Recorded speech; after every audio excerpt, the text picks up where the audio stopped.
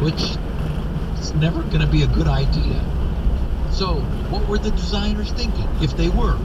The only way to explain their thinking is that they must have believed that there would never be any way to reverse engineer their implementation.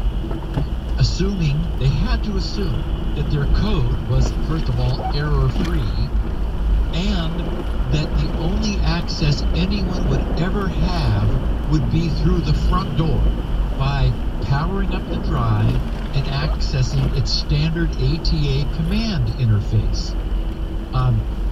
And speaking for a moment about the issue of error-free code, in their description of the reverse engineering of the very popular Samsung 840 EVO drive, the researchers note of some of the drive's power-up logic. They wrote, quote, "The key is computed." This is just one of many keys that they talk about, not any particular super secret one. The key is computed during the drive's boot up sequence. However, due to a bug in the firmware, retrieving slot 451 during early boot fails. Therefore, the value of P, a value being hashed, is in fact a zero buffer.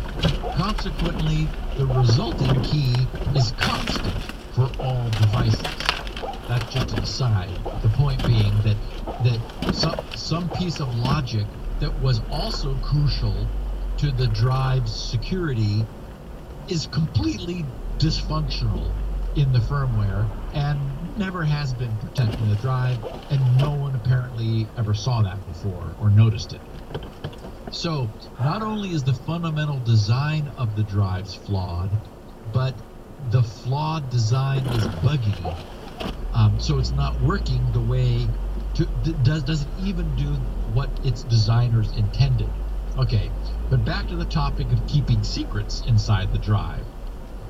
Our intrepid security researchers took advantage of two things these designers apparently failed to consider: firmware downloads and the microcontroller JTAG debugging interfaces.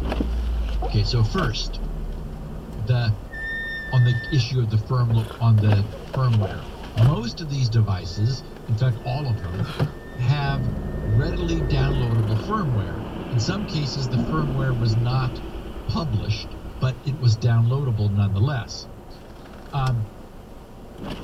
In some cases, it's a bootable ISO image